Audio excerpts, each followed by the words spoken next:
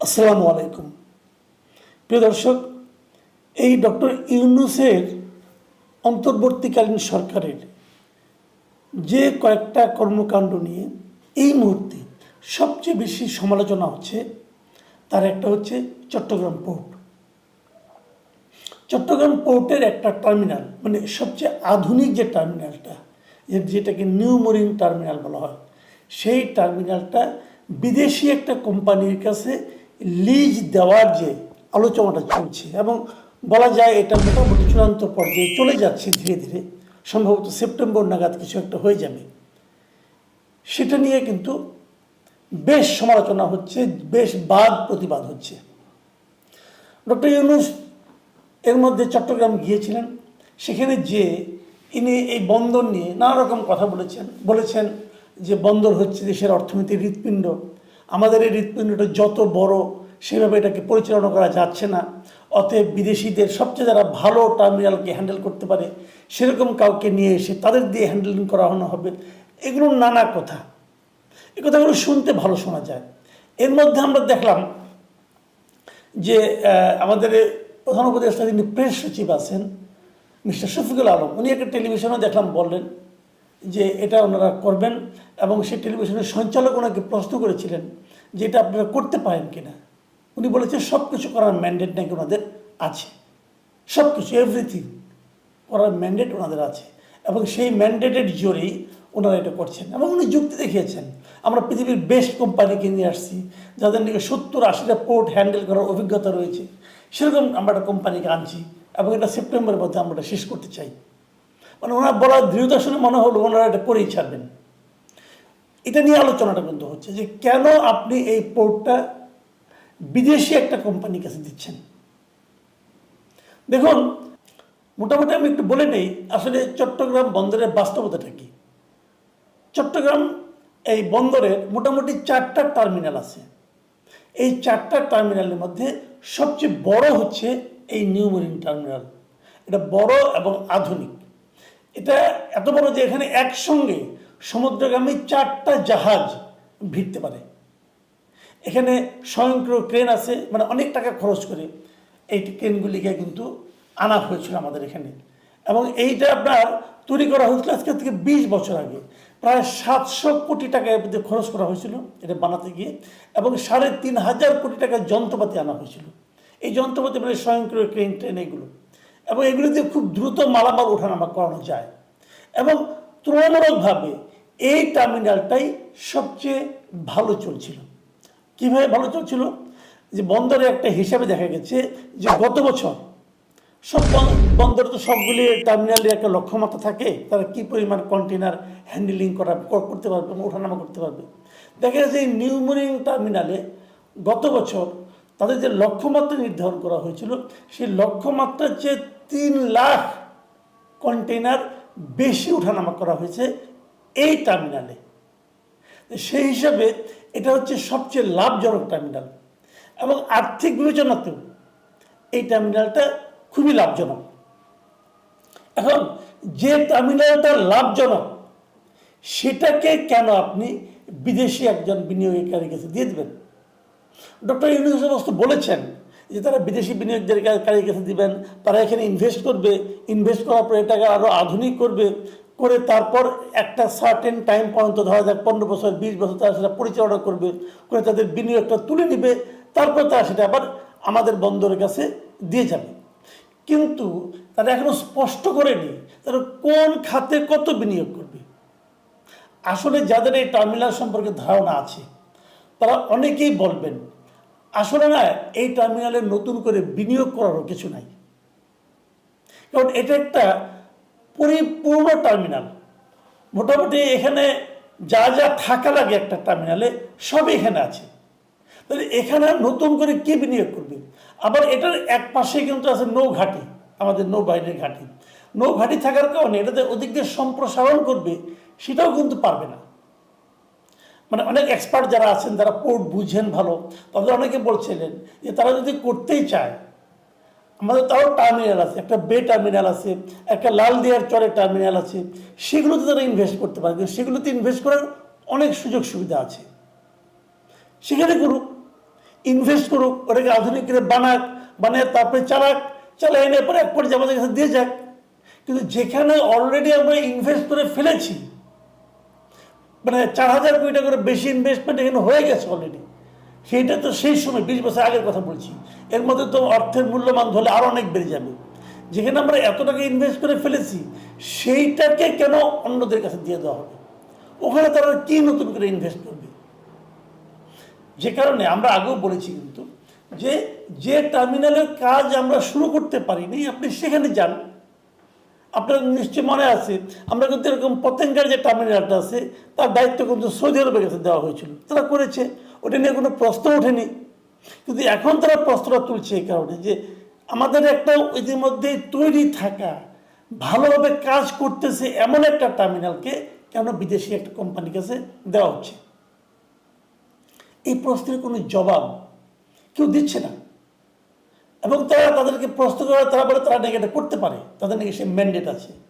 একটা সরকার, অন্তর্বর্তীকালীন সরকার, এদের প্রধান দায়িত্ব হলো একটা নির্বাচন অনুষ্ঠান করা এবং নির্বাচনের মাধ্যমে একটা গণতান্ত্রিক জনগণের ভোটে নির্বাচিত একটা সরকারের কাছে দায়িত্ব হস্তান্তর করা।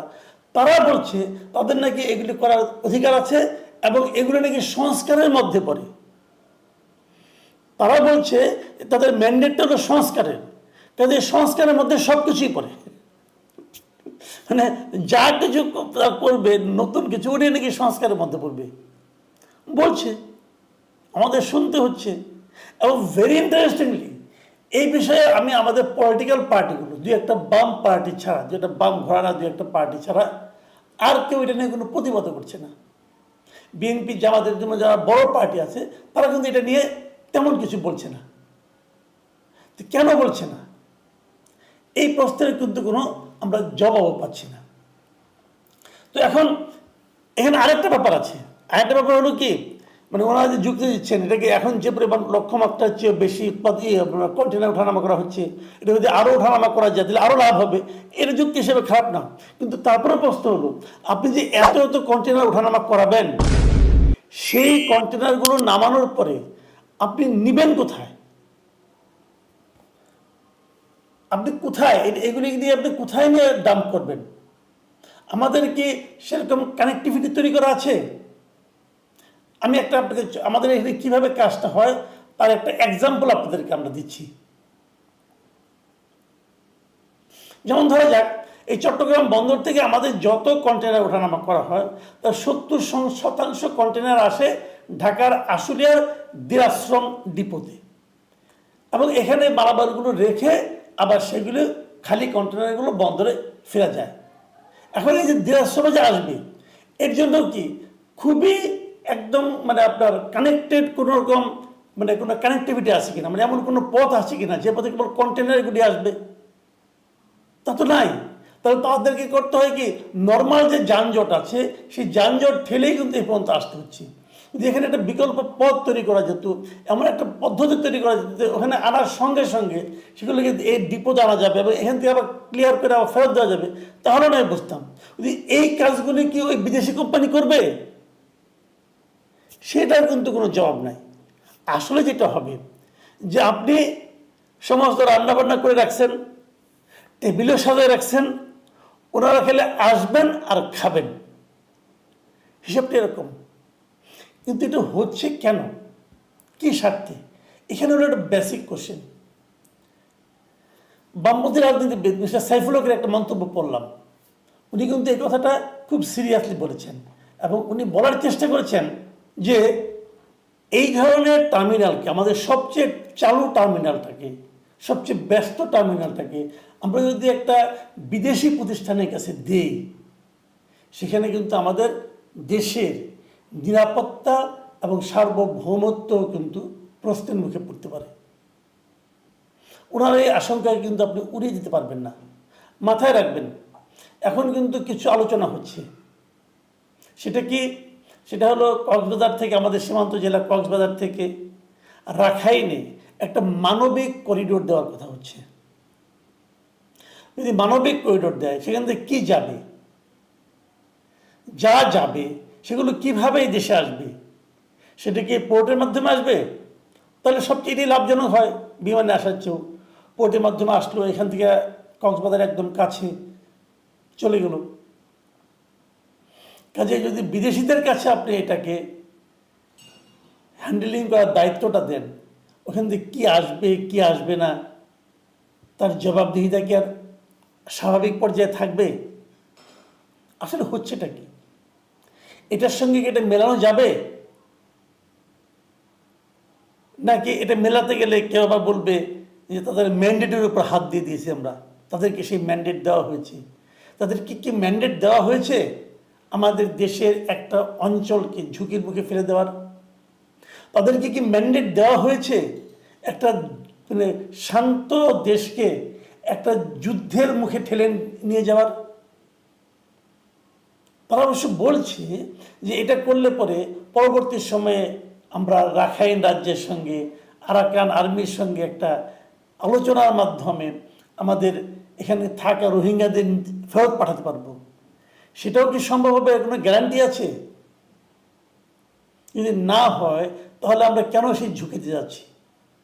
মানে একটার সঙ্গে একটাকে ইন্টারকানেক্টেড। তা না হলে হঠাৎ করে এই পোর্টটাকে এত দ্রুততার সঙ্গে এত গুরুত্ব দিয়ে এখনই বাইরের একটা প্রতিষ্ঠানের কাছে দেওয়ার চেষ্টা হচ্ছে কেন?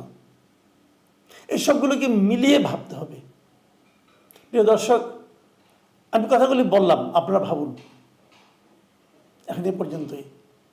প্রিয় দর্শক, এতক্ষণ আমরা ওনার কথাগুলো শুনলাম এবং উনি যে বিষয়গুলো নিয়ে কথা বললেন এখানে চট্টগ্রাম পোর্ট নিয়ে এবং আপনার হচ্ছে যে মানবিক করিডোরের ইস্যুটি, এটি নিয়েও কিন্তু বেশ কথা বললেন উনি। এবং এই বিষয়গুলো নিয়ে কিন্তু সোশ্যাল মিডিয়ায় যারা কথা বলেন এই বিষয়ে কিন্তু প্রচুর আলোচনা হচ্ছে এবং মানুষ বিভিন্ন পক্ষে বা বিভিন্ন ইস্যু নিয়ে কথা বলছে। এটা কতটুকু বাংলাদেশের জন্য ভালো হবে, কোনো থ্রেট তৈরি হবে কিনা, বা এই জাতীয় বিষয়গুলো কিন্তু বন্দর পটটি হচ্ছে বিভিন্ন যে প্রয়োজনীয় জিনিসপত্র, যেহেতু গভর্নমেন্ট সিকিউরিটি বিভিন্ন ইস্যুগুলোর প্রোডাক্টগুলো কিন্তু আসবে সেই জায়গায় একটি পোর্ট বিদেশিকে দেওয়ার বিষয়গুলো, এগুলো নানা ইস্যু নিয়ে কতটুকু বাংলাদেশের জন্য সুবিধা হবে বা কতটুকু তারা সুবিধা করতে পারবে এবং ভবিষ্যতে বাংলাদেশের জন্য কোনো বিপত্তি বয়ে আসবে কিনা এই যে এত বিভিন্ন বিষয় নিয়ে কিন্তু উনি কথা বললেন। এবং সবগুলোকে উনি বলছেন যে একই সূত্রে গাঁথা একটি বিষয়, যেগুলোকে সব কিছু একই সঙ্গে কাজগুলো করানো হচ্ছে এবং ইন্টার গভর্নমেন্ট এই কাজগুলো করছে।